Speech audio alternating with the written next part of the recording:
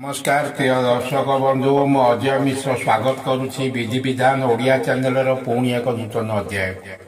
दर्शक बंधु ब्राह्म मुहूर्त एपरी एक समय यही समय रे आपण जहा इच्छा करिवे आपणकर इच्छा निश्चय पूर्ण हेबो। जो माने यही समयर उपयुक्त विनियोग करिसेंती सेमाने समाजर जड़े जड़े प्रतिष्ठित व्यक्ति रूपे उभा होइछंती। सर्वप्रथमे यही समय को कहीं गुरुत्व दि जाए ए विषय रे जानिबा निहाती जरूरी। ये समयर गुरुत्व को आपण जनकर कहिबारे जेतिकी आपण ग्रहण करथांती निजे यार परीक्षा करी निजर अनुभूति रू आपण जानी पारिबे। आपण प्रतिदिन सकाळ 7टा किंबा 8टारे शଯ୍ୟା त्याग करूछंती निजर नित्यकर्म समापन करी सकाळ जलखिया खाई ठाकुर पूजा करी निजर ऑफिस हो किंबा निजर व्यवसाय पाई तुरंत तरतर भावे ये सबू कार्य को करुचंती।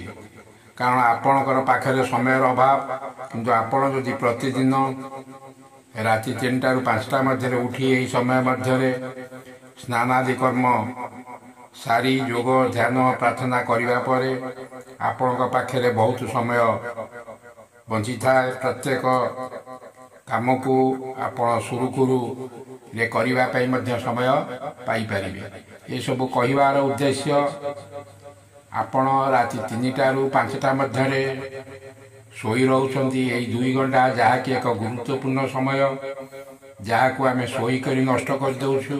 चाहिले आमे एई 2 घंटा पूर्व सोई एई समय रो उपयुक्त प्रयोग करी आमे यार फायदा उठाई पाइबा। एई समय एभली एक समय जो समय रे परिवेश थाए संपूर्ण शांत कोलाहल विहीन परिवेश जेउठी केवल नीरवता ही राजूति करुथाए। एही समय दैवी शक्ति विचरण करिवार एक प्रकोष्ठ समय देवता मानकर सानिध्य लाभ करिवार एक महाप्रभावशाली समय। एही समय परिवेश थाए संपूर्ण सकारात्मक। आपण 22 घंटा समय जहाँ करिवार अछि करंतु यही 2 घंटा जागृत रुहंतु। यही समय उपयुक्त विनियोग करंतु तेबे आपण आगु को बढ़िवार रास्ता को कहीं भी रोकी पारिबे नहीं। आपण अध्ययन करुछंती पूजा पाठ करुछंती मंत्र जप करुछंती योग ध्यान करुछंती व्यायाम करुछंती दूर स्थान को यात्रा करुछंती तेबे यही समय रे ये सब कार्य करंतु सबकिछि मंगलमय निश्चय हेबो। आजिर ए भिडियोटी जानिबा एभली एक महाप्रभावशाली मंत्र जो मंत्र को यही समय मध्य जप करंतु आपणकर समस्त असंभव इच्छा निश्चय संभव हो पारिबो। आपण पॉकेट रे गोटे टंका नहीं किंतु आपण उड़ा जहाज रे आकाश रे उड़ीबार स्वप्न देखुछंती ता भी मध्य संभव हो पारिबो। वीडियोटी को आरंभ करने पूर्व कही रखिए कि दर्शक बंधु जदि आपण एपर्यंत मोर चैनल को सब्सक्राइब करना दयाकोरी चैनल को सब्सक्राइब कर दिंतु। पाखे बेल आइकन को क्लिक कर दिंतु फल मु अपलोड कर समस्त शिक्षणीय वीडियोर नोटिफिकेशन आपण सर्वप्रथमे पाइपर। एवं वीडियोटी भल लगे लाइक शेयर कमेंट निश्चय करेंगे।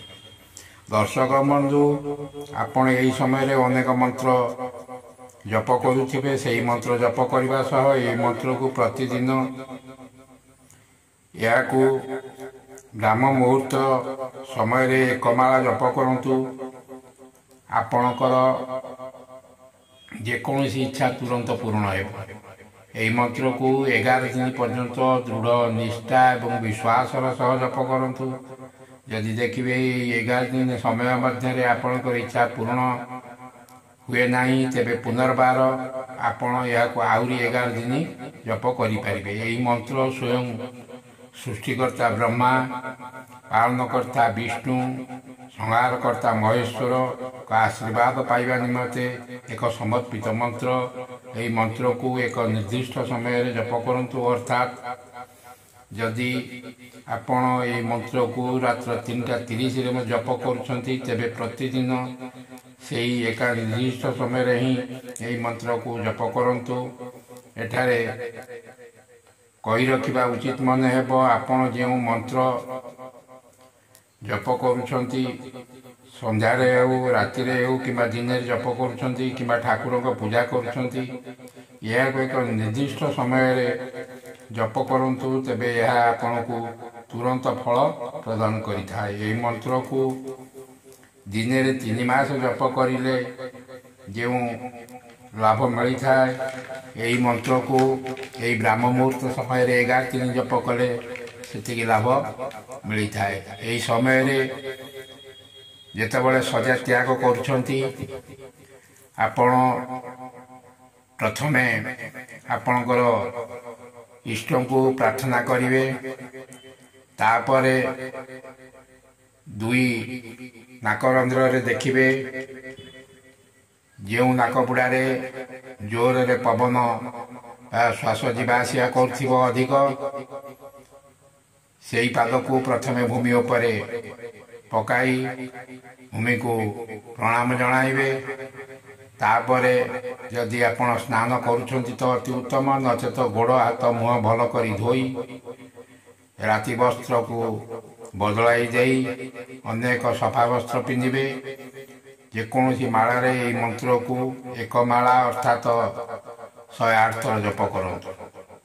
ମନ୍ତ୍ରଟି ଏହି ପ୍ରକାର: ଓମ୍ ଗିରଜାପତି ଦୀନ ଦୟାଲ ଜଗଦୀଶ୍ୱର ନମଃ। ଓମ୍ ଗିରଜାପତି ଦୀନ ଦୟାଲ ଜଗଦୀଶ୍ୱର ନମଃ। ଦର୍ଶକ ବନ୍ଧୁ, ଲଗାତାର ଏହି ମନ୍ତ୍ରକୁ 11 ଦିନ ଜପ କରି ଦେଖନ୍ତୁ। ନିଶ୍ଚୟ ସବୁ ଅସମ୍ଭବ କାର୍ଯ୍ୟ ସମ୍ଭବ ହେବ। ଆପଣ ଯେଉଁ ଠାକୁରଙ୍କୁ ବିଶ୍ୱାସ କରନ୍ତି ଅଥବା ଆପଣଙ୍କର ଇଷ୍ଟ ଭଗବାନଙ୍କ ନାମ କମେଣ୍ଟ ବକ୍ସରେ ଲେଖିଦିଅନ୍ତୁ। ଆପଣଙ୍କର ସଦାସର୍ବଦା ମଙ୍ଗଳ ହେବ। ରହୁଛି, ଧନ୍ୟବାଦ, ନମସ୍କାର।